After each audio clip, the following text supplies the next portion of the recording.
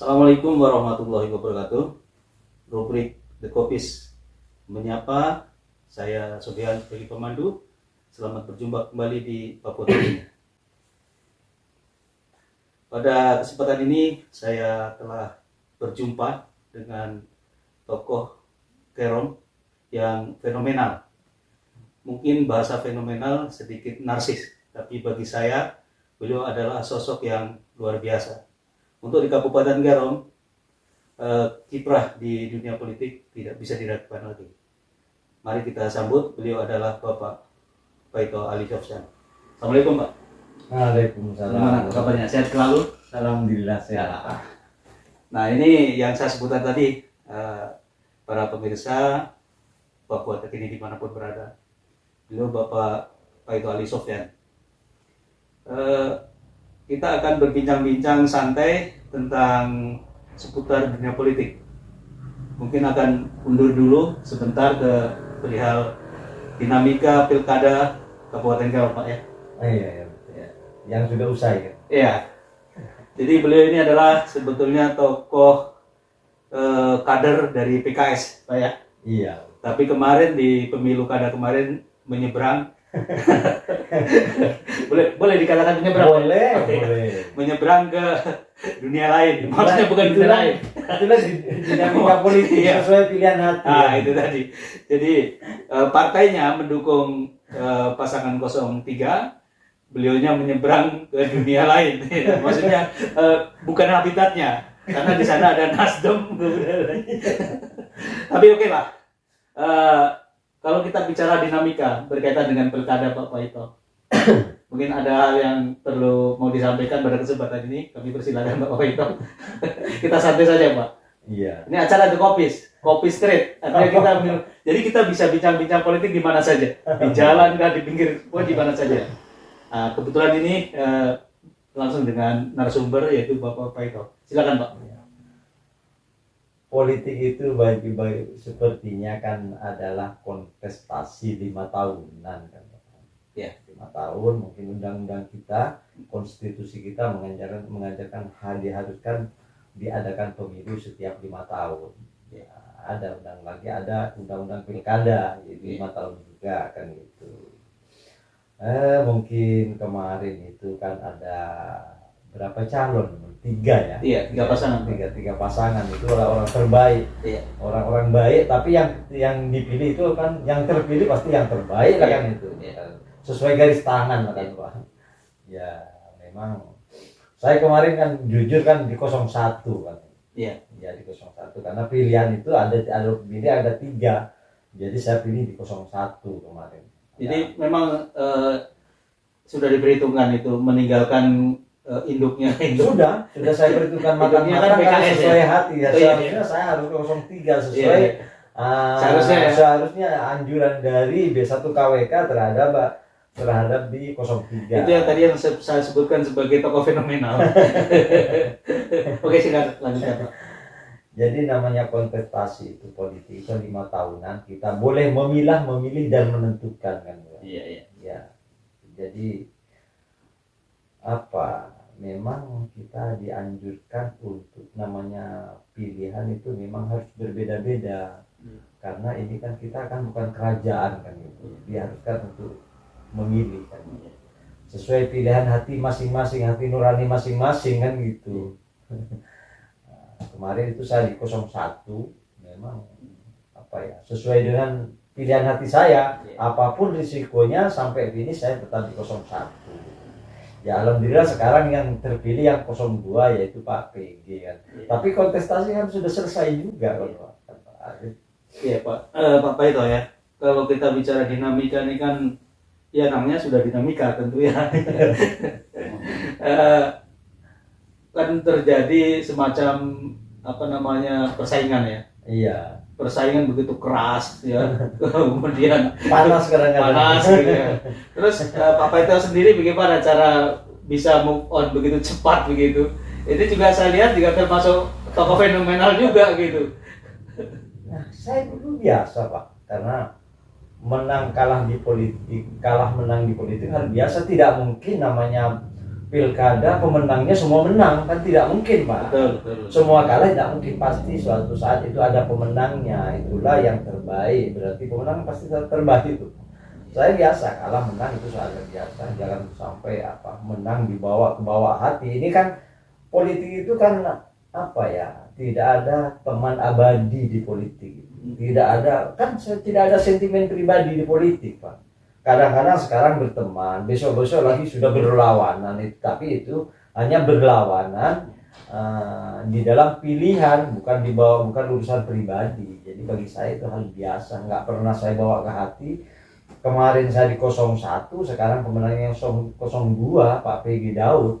Ya saya menghormati bagi yang menang. Kalau saya dari dulu pernah saya kalah waktu zamannya dengan Pak Markum, saya timnya Pak Markum, Pak PG dengan Pak Ustad Wafir Kosasi. Ya saya gentleman, begitu pun saya kalah saya hormat. Saya langsung ucapan selamat kok. Yeah. Itu namanya supaya kita diajari, artinya menghargai yang menang kan gitu. Supaya kita juga suatu saat ada kemenangan, saya menang di bidang politik, supaya yang kalah juga menghargai kan gitu. Saya kemarin pernah saya ucapan selamat. Tugas saya kan sudah selesai. Tugas saya sebagai tim itu mengawal suara, mulai mencari suara, mengajak teman-teman, mengajak massa dan masyarakat.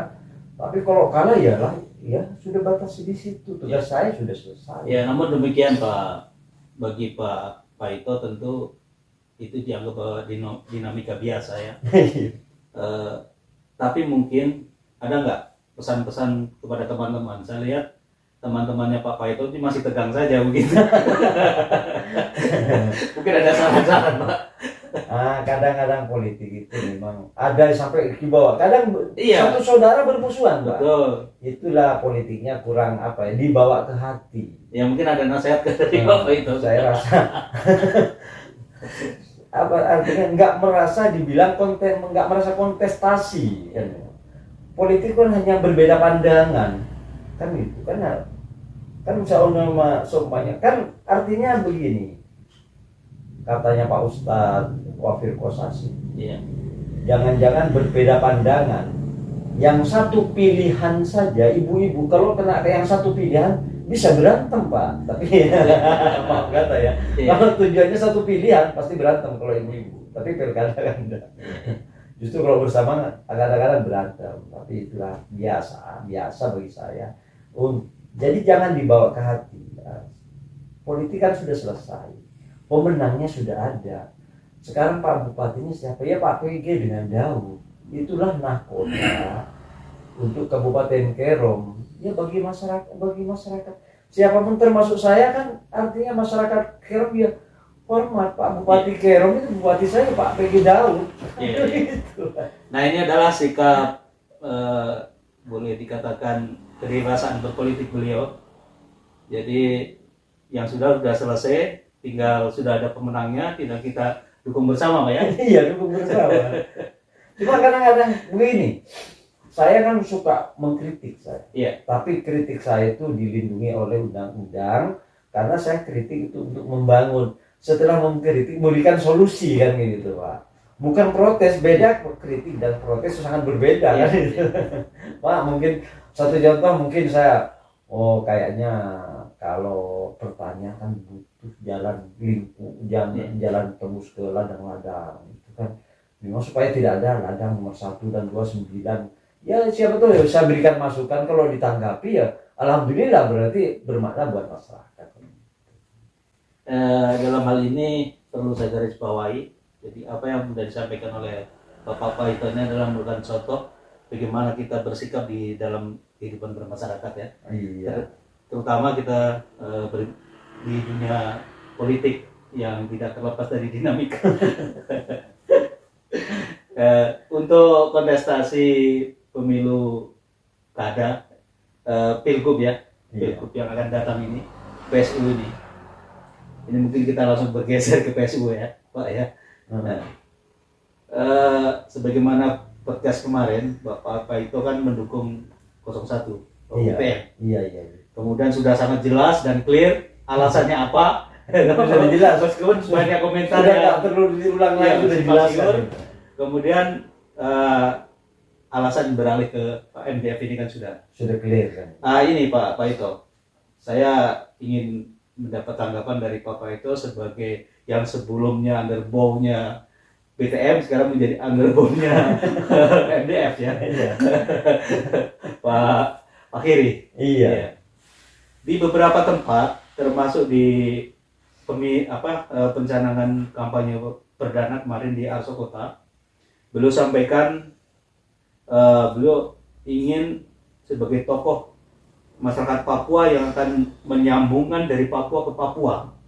Beliau sampaikan bahwa saya akan membuat jalan tol sampai ke pegunungan, juga akan membangun rel kereta api. Saya pikir bagi saya, ya syukurlah kalau memang terrealisasi. Tapi kemarin juga di Supiori juga beliau sampaikan juga, bukan hanya di Kerong. Nah, sebagai underbow dari MDF sekarang mungkin ada tanggapan Pak? Itu kan cita-cita ya? Betul Pak, cita-cita. Dulu saya bukan pendukung Pak Jokowi Pak, jujur ya. Pendukung Pak Prabowo, saya 2 periode itu Pak Prabowo terus. Tapi saya nggak yakin Pak Jokowi bisa bangun jalan tol sebegitu ribuan kilo, kan nggak mungkin kan gitu. Ternyata kenyataan kan gitu. Jangan sampai Pak MDF itu memberikan wacana untuk membangun jalan tol yang bilang orang tidak mungkin, siapa tahu jadi mungkin karena ada link. Pak MDF jelas Pak, partainya sudah jelaskan itu, linknya sampai pusat, sampai Pak Presiden sendiri, DPR-nya kan sudah linknya jelas kan itu. Kalau memang memihak kepada pemerintahan yang ada di provinsi Papua, itu pemerintah pusat, yang tidak mungkin bisa jadi mungkin kan begitu. Dulu Jokowi juga orang bilang mana mungkin, anggaran dari mana. Ternyata dalam pemikiran kan jelas. Dari Surabaya, Banyuwangi tembus, saya juga hormat. Dulu merasa nggak mungkin kan gitu. Sekarang kan betul kenyataan kan gitu. Itulah sebelumnya. Jadi cita-cita Pak MDF untuk membangun Papua dengan jalan tol dan rel kereta api sampai Sarbi gitu. Itu memang cita-cita yang sangat luhur ya dan realistis ya. Iya, iya realistis. Karena apa? Kalau mengacu ke APBD untuk Papua kan tidak punya kemampuan. Ya, dan tapi kalau dukungan dari pusat yang mendukung, hal itu akan bisa terjadi kan begitu. Itu feeling saya. Iya. Oh iya Pak Ito. Untuk jalan-jalan skala besar seperti tol dan kereta api untuk di Papua ini kan semacam, kalau kita berpikir secara menggantang angan-angan ya, kita menggantang angan-angan Pak. Sesuatu yang mustahil gitu ya. Iya. Tapi dengan seriusnya beliau ya untuk menyampaikan cita-cita dan visi misinya itu, bagi saya sangat menarik. Karena dengan adanya transportasi yang lancar, otomatis dunia ekonomi juga akan lancar. Iya. Pendapat Pak Ito? Ya seperti Pak Jokowi dulu pernah bilang, Pak. Telur dulu apa yang dulu? Bangun dulu membangun dulu baru ekonomi lancar, apa ekonomi setelah lancar baru bangun kan gitu, baru bangun jalan. Kan tergantung dari pemerintahan yang ada nanti. Kalau memang supaya ekonomi lancar berarti bangunlah jalan-jalan duluan kan gitu, Pak. Supaya lancar kan gitu. Itu saja, apakah tinggal dibalik, apa setelah ekonomi mapan baru kita membangun jalan, atau membangun jalan duluan supaya ekonomi ada berkesinambungan kan gitu. Ya. Baik Pak Ito, mungkin sedikit saya bergeser ke perilaku beliau, Pak MDF ini. Iya. Kalau saya perhatikan beliau ini kan orangnya sangat humble ya. Iya betul. Tenang begitu ya. Kemudian tidak, dalam tanda kutip mohon maaf ya, tidak frontal gitu ya. Enggak. Menurut Pak itu apa kesan-kesan tentang beliau? Ya mungkin dari sikap Pak. Memang sudah sikap dari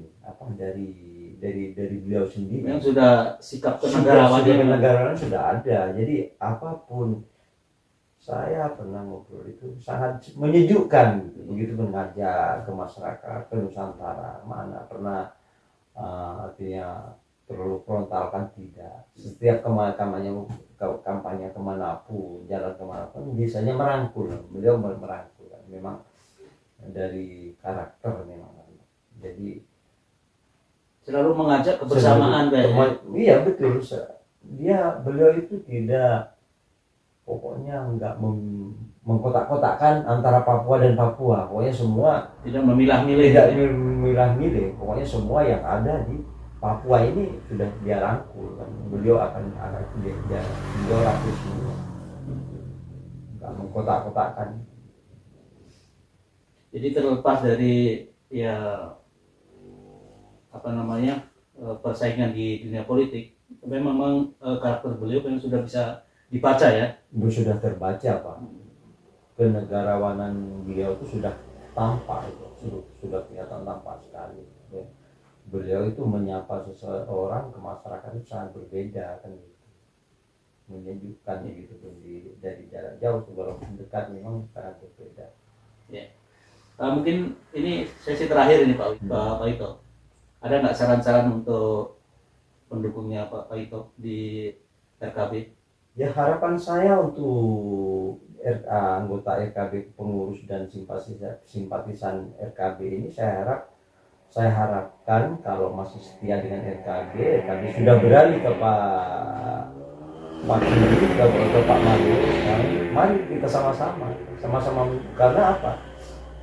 Kita kalau sudah beralih tidak mungkin main toleh sana toleh sini. Saya akan menggempur sampai menang beliau kan gitu. Oke Pak, terima kasih Pak waktu singkat ini di obrolan The Kopis. Kopis itu kopi street, kopi jalanan lah begitu. Nah ini merupakan rubriknya Papua Terkini. Oh gitu. Ya. Saya suka kopi Wamena saya. Ya. Dan ini sangat istimewa untuk di pertengahan tahun ini, yaitu Pak Ito yang berani speak up di Papua Terkini. Oke Pak, terima kasih Pak. Oke, terima kasih waktunya. Oke, sukses selalu Pak ya. Iya. Demikian tadi kita telah berbincang-bincang dengan tokoh fenomenal menurut saya ya. Karena beliau adalah orang yang termasuk merintis di Kabupaten Kerom sejak awal sampai saat ini masih eksis, dan beliau juga melalang buana di berbagai kegiatan kemasyarakatan. Kita akan berjumpa di The Kopis yang akan datang. Terima kasih. Assalamualaikum warahmatullahi wabarakatuh.